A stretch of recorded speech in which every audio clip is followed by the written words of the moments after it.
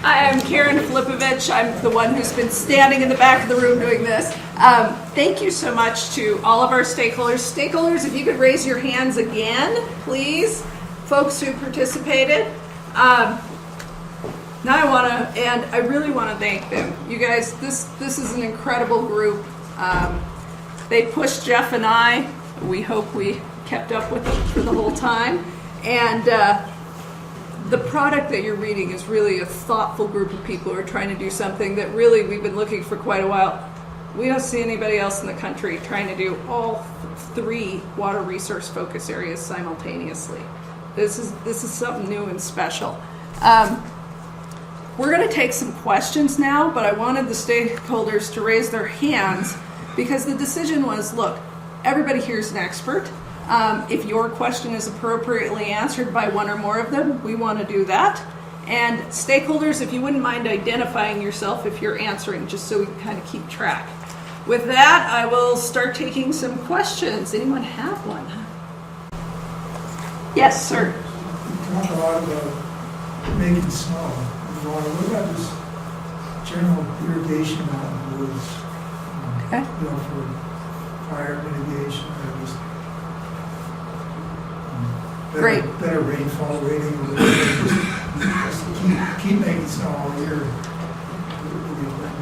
Okay, so what your question is, you talk about snow, but what about reuse of irrigation for forest? Anybody want to take that one? We did discuss this. So does anybody want to talk about this? Any of our stakeholders? Sure. All right, thank you, Kevin. Good question. My name is Kevin Germain. I work with Gold Mountain Dam Company and been working up in the Inland Basin for about 15 years. Sorry. Kevin Germain, been working in the Moonlight Basin for about 15 years. Currently, that is how we dispose of our effluent up in Moonlight. We have a privately owned, publicly regulated water and sewer company, and we sprinkler dispose of our effluent out into the lodgepole forest. The challenge or the downside that I see with that disposal methodology is it's 100% consumptive. Per our permits with the DEQ, we can only apply enough that the plant's uptake evapotranspire and it's lost from the system. And so one of the reasons why snowmaking is such an elegant reuse is you only lose about 28% of that in consumption in the form of sublimation. So 72% of that can return to the watershed. As the representative of the group that's not a scientist, can you slow that just a little bit?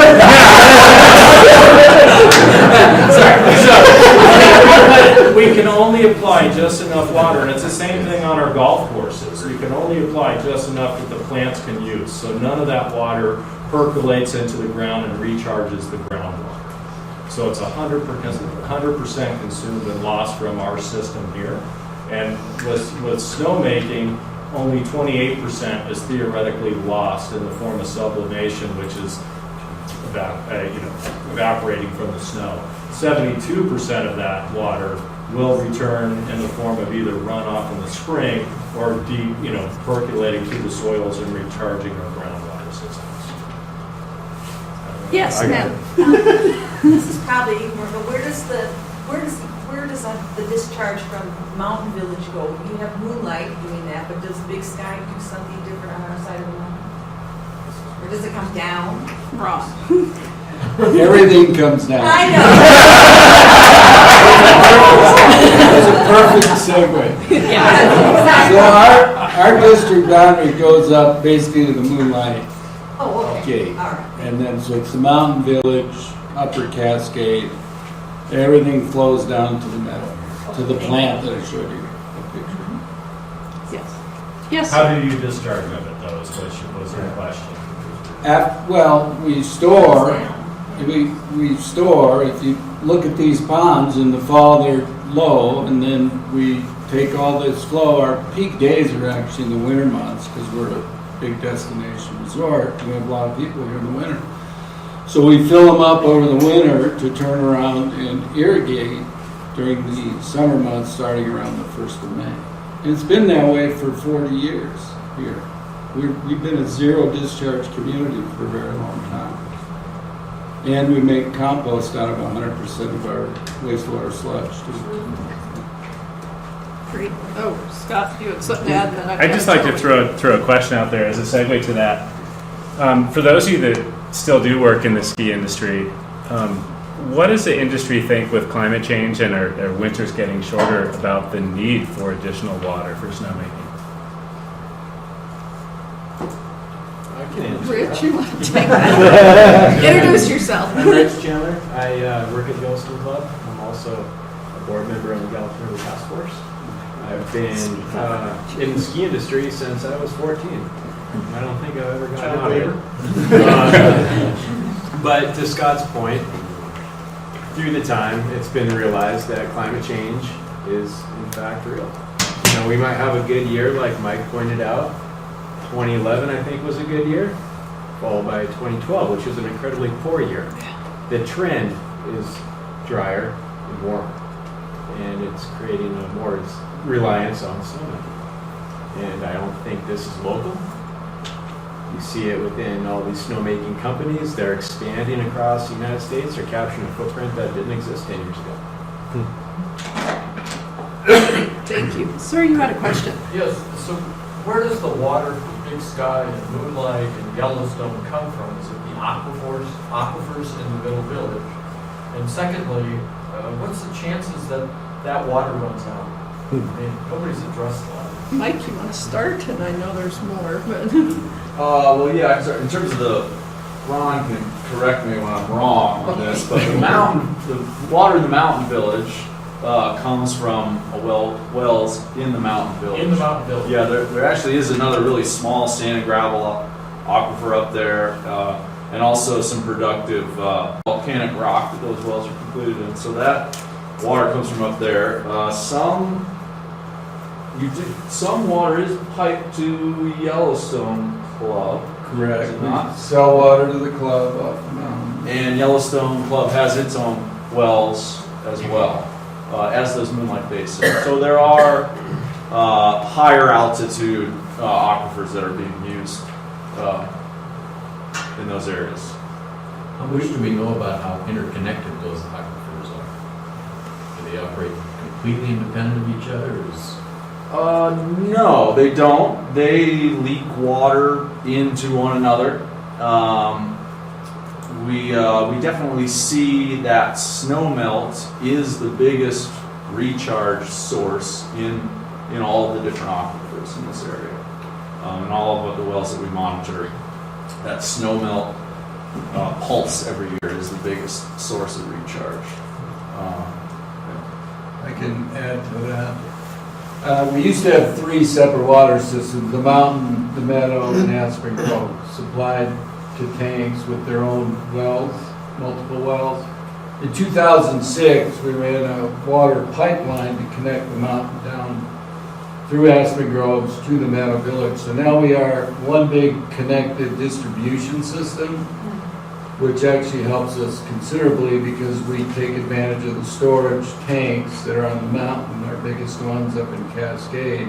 We have the ability to feed water down to the meadow so we can balance and manage our water distribution better. And we have 14 groundwater wells. Peter, do you have anything to add? Because you look at so many of the individual wells and outlying areas within the Big Sky area. Is there anything you want to add to that question? You're serviced by the Big Sky Water and Sewer District. You're very grateful for the quality of water that you find here. Generally, as you progress outside of these sand and gravel aquifers, you tend to find water that's a lot heavier in iron, hydrogen sulfide, and a lot of other mineral content, which ultimately can be problematic and expensive to deal with. So, highest quality water in Big Sky is generally found in the municipal water systems. There's a gentleman back there, and then I'll get you. Karen, you wrote an article on the task force web page that said that you couldn't the stakeholders did not come to a consensus on wastewater discharge. I'd like to know which one of the stakeholders are the holdouts. Who are the holdouts on this? A holdout is the wrong question. As Tammy outlined, there's a set of unresolved questions, and I would hate to pigeon any one of these stakeholders as being a holdout because really we didn't have a convergence of perspectives. based on the information that was available right now. I think we could go through on any given day and find several different ones. So The Great Yellowstone Coalition is against it, the Trout Unlimited is against it, American Rivers is against it. sir, there's also people who think it's a genuinely beneficial way to go. And And those, if they're in the room. I raise their encourage you to talk to hand. them. Raise their hand, please raise your Actually, hand. our strongest proponent is not in this room tonight. But to answer your question, and I'll let the stakeholders take the rest. The unresolved questions is where we really ended up after a pretty thorough discussion. Does anybody from our stakeholder want to talk about it? Because to say people have a position is, I think, a mischaracterization of how the stakeholders approach this discussion for that and every other alternative. Yeah, I think it was more, a lot of people's, from whatever perspective they were coming from, ended up saying, look, I can't even consider this idea one way or the other until these questions are answered. And so, acknowledging that, we made a list of what those questions needed to be answered before that could even be an option. So it really didn't get, the conversation because of that didn't get to a point of, are you for this or against this? Because it couldn't be agreed on what the this is. And that needs to be agreed on first, before anybody can weigh in. They have to know what we're weighing in on, before any of that could be. So this was really more of an attempt to characterize what do all these different stakeholders need to know, what questions they have to have answered before that discussion could even take place. Yeah, I think that's Tammy, and then Susan. I'm David O'Connor. I'm one of the owners of Bucks T4 and president of the Big Sky Chamber of Commerce.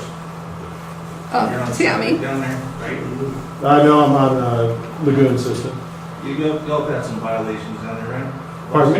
Y'all have had some violations down there with wastewater and Bucks before? Not in particular. Yeah, we've had a bad test every once in a while, as most water systems do, but we've complied with everything, and that information is all public. Be happy to discuss it with anybody.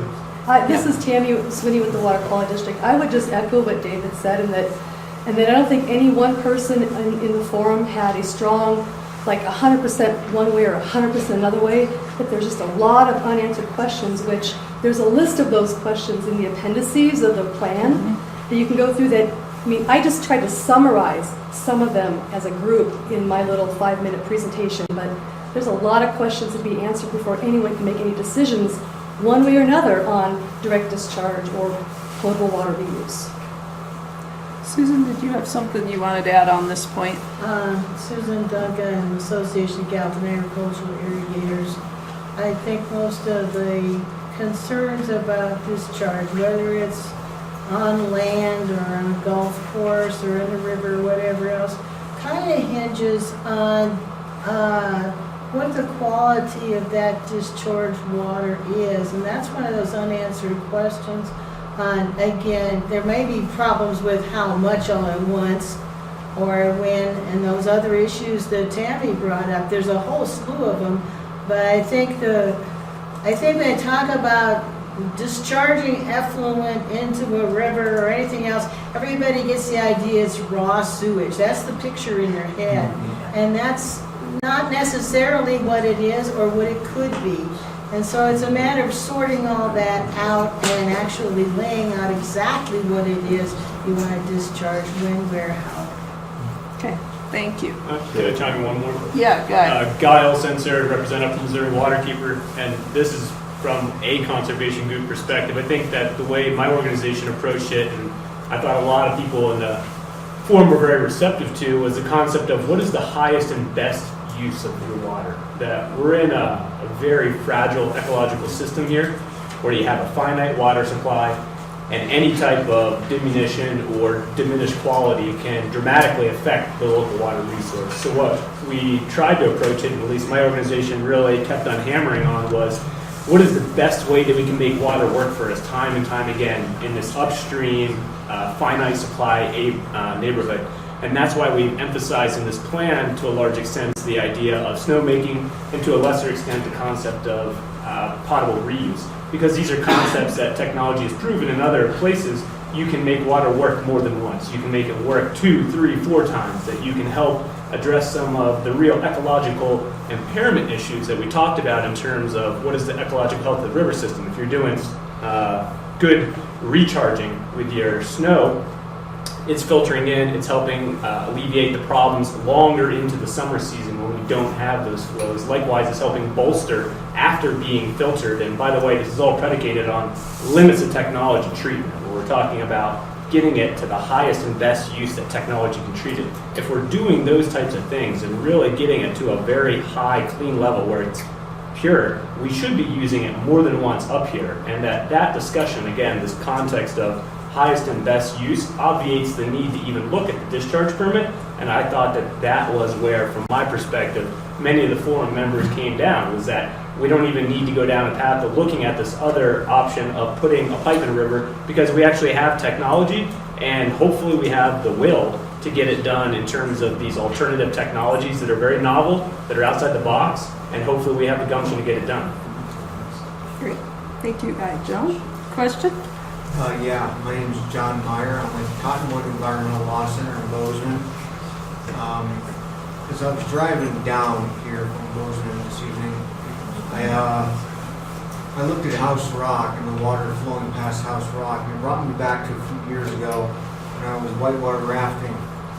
And the raft I was in capsized, and it was a little bit scary, I'm not going to lie, for a second. And it was exciting, and it was an amazing memory.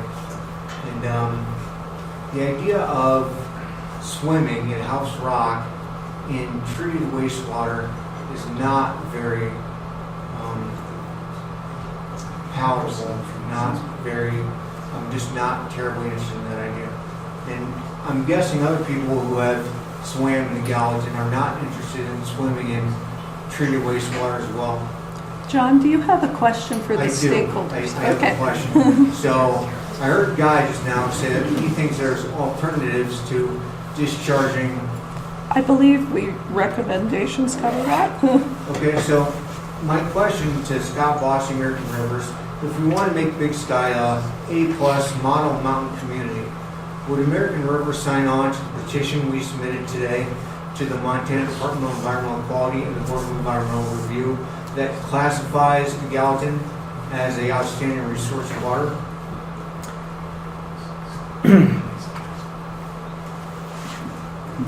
You know, John, there was an ORW process that kicked off with American Wildlands many, many years ago.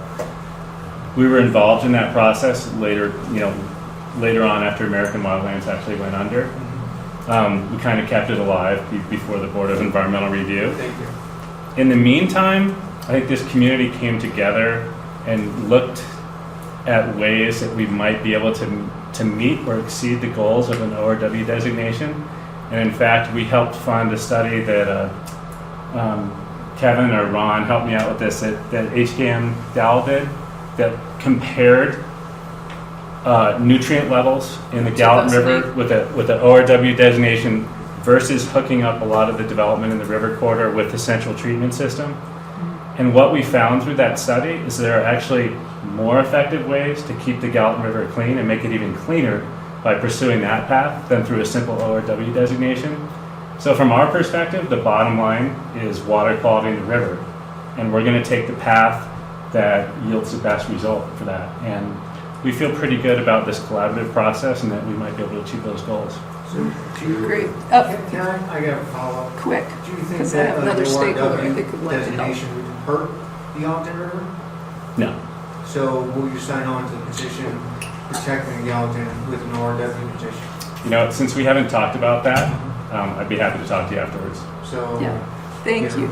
Eric, do you want to, just for the broader audience, since I think some of this is real inside baseball for some of the folks here, maybe just very briefly tell us what an ORW is and what it does and doesn't do? Sure, for the audience, I guess. My name is Eric Urban. I'm with the Montana Department of Environmental Quality, oversee water quality standards, which is what an ORW would come under. It stands for Outstanding Resource Water. It's a water body that would go through a process to get designated that. It doesn't mean no discharge. What it does mean is if any and all sources for potential pollutants come to that water body, they would have to be held to a very high standard, and that would be no change in water quality. Whereas most of the waters in Montana, there is a process to go through to potentially change water quality under certain permitting actions. So a lot of bureaucratic talk in there, but essentially it's considering the water at a very high level and putting a high value on it and requiring all sources to a very high standard for that water. One thing that I'd like to add real Yeah. quickly is an ORW designation is prospective. So basically what it means is in the future, we're not going to allow X, Y, and Z. But if we really want to maximize water quality and quantity in the Gallatin River, I think we need to look at what we can do to restore problems where they exist, and we need to look forward to avoid future pollution. And that's the path that I think is a wiser one. Scott, you just talked about taking proactive measures. If there's no RW designation that's passed, you can still restore the water quality while having that RW designation. I have 2 copies of the petition if everybody wants. Okay, and talk to John afterwards if you'd like. Andrea, So you have a going question? back to the groundwater discussion earlier, at what point with our current growth trajectory that we're on, will we be consuming more water than what's recharging within an annual year on a consistent basis? Well, this groundwater investigations program's model and study hopefully will shed some light on that. Ron, what was? We did a source capacity study a couple of years ago, and everything with growth projections, water demand and supply, the lines cross around 2025. But there's a lot of variables that go into that. For example, we've got data that shows in the summer we use 7 to 8 times the amount of water for irrigation around here, and we have more people here in the winter and use a lot less. We've got 2 wells on the mountain, Cascade Wells 5 and 6, that have H2S sulfide in them. So we don't use those wells very much. We do in the summer turn them on and dilute those with the other wells up there. If we can find a suitable treatment option for that water on the mountain, that would allow us to run that water separately from the other wells. So there are a lot of variables that go into that. And are some of these plans that are in this strategic plan or watershed plan, are they able to be implemented before 2025? The short answer is yes. I'm going to jump in on that and say that the Water Quality District, we're looking at adopting a couple of the Bureau's wells that are here in the Meadow Village already. We've already have several of those sensors that Mike talked about in monitoring wells here in the district, along with wells that are being monitored by the Bureau. And we're hoping to adopt some of those wells, and we're going to do water quality testing on those long term, and keep looking at water quantity, water levels to help answer those questions. So we're going to start as soon as possible on that. So We had a meeting last week talking to Tammy and her group about partnering to do water quality monitoring as well as logging static water levels over time. GWIC will, or the Bureau of Mines will take the data we give them and put it into their database, which is a great thing. So start to build that baseline data so we can start building from there. Great. I see you. This is gonna be the final question, so I'm gonna make 2 plugs before we do this, and then we'll take this. First of all, thank you for coming and thank you for being involved. If you haven't gotten this already, the handout back, please do, because at the bottom, in addition to hopefully a synopsis of really the recommendations of the things that this group says we ought to be doing, it also has a link so you can get to the full report. And I thought Kristen said it well. Plans are only good intentions unless they immediately degenerate into hard work. I hope all of you, as you read the plan, will think about where you can be involved, because that's going to be really important. I do want to ask this last question. Sir, what's your question? Yeah, it's pretty simple. Do we know the basic breakdown of water usage in Big Sky? Does it reflect trends globally that commercial usages at the resorts are highest, or further down by residential, or where does snowmaking and irrigation lie in terms of? Well, in our district, the water sewer district, we have meters on everything, so we've got a lot of data on usage. One of Big Sky's challenges is that we have a lot of areas that are unmetered. So how do we get our arms around that to start looking at water usage across an area bigger than just our district? Anybody want to, I think your second part of your question is, do we know how this is related to other resorts?